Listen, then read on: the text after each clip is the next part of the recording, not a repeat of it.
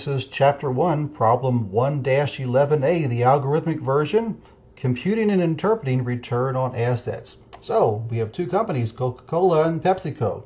Just happen to have in my hand right now delicious Coca-Cola that I just finished off, vanilla Coke. See if there's a sip left. One last sip. Good stuff. So Coca-Cola and Pepsi both produce and market beverages that are direct competitors. Key financial figures in million for these businesses for a recent year follow. Sales for Coke, 22,824, Pepsi, 29,385. These are not right numbers because Coca-Cola, they sell a lot more than Pepsi does. But these are just algorithmic numbers that Connect is putting in for us just for practice purposes, so don't let that trip you up. Net income, 53.30 for Coke, 40.40 for Pepsi. Average assets, what are average assets? So these companies, they buy more assets throughout a period like a year, and they sell assets too. So we want to find out what was the average amount they had through any given period. It's real simple. We take last year's ending assets, because last year's ending will become this year's starting. So on December 31st of last year, whatever those total assets were, well, that's what we start off with on January the 1st of this year. So we take last year's ending, which is this year's starting number. We're going to add that to this year's ending number, and then divide by 2 to figure out what was the average assets throughout the period. Okay?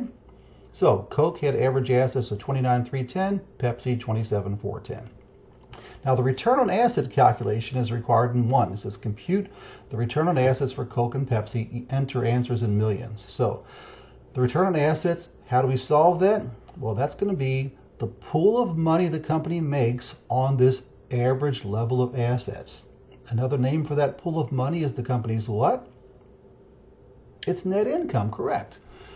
And the average assets, we already talked about that. So the formula that we need to select will be net income divided by average assets. Okay, great.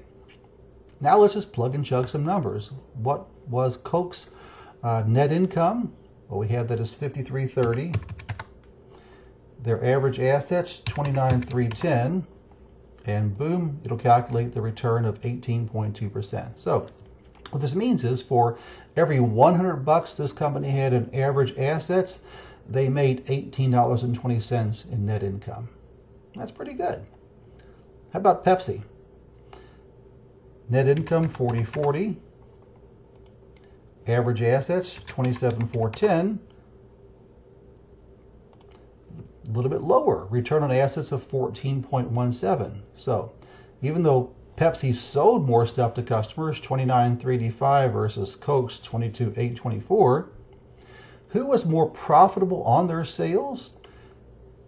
Who generated more profit on the level of assets, the level of economic resources they had to use? Well, that last question is one thing we can answer readily from the return on assets. For every $100 that Coke had in average assets, it made net income of 18.2%, or $18.20.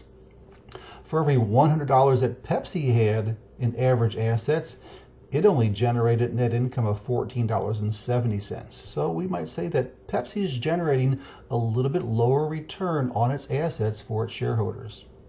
Management's not quite as efficient as they are in Coke. All right, let's move on down to part 2. Which company is more successful in total amount of sales to customers? Okay, well, sales, we know clearly here who is selling more per this data. Remember, I think it's off, but they say Pepsi, 29,385. Although this data could possibly have been before Pepsi spun off the Yum brands, which was Papa John's, not Papa John's, oh goodness gracious, Pizza Hut, Taco Bell, and KFC. So, that could be right. I'm still thinking that's wrong though. All right, we'll debate about that later. So anyway, from the data given, which company is more successful in the total amount of sales to customers? It's showing that Pepsi is. They're selling more, so Pepsi would be the right answer. Next one, which company is more successful in returning net income from its assets invested, or which has the higher ROA, return on assets? Well, we talked about that already. Coke does, 18.2%. So for every $100 Coke has in assets, they're generating $18.20 in net income. For every $100 that Pepsi has in assets, they're generating $14.70 in net income. Okay? Let's check our work, see if we got these right. Keep our fingers crossed. And the survey said, yep, we got it right for all the calculations of ROA. And we answered our questions correctly as well. Alrighty, that wraps it up for another exciting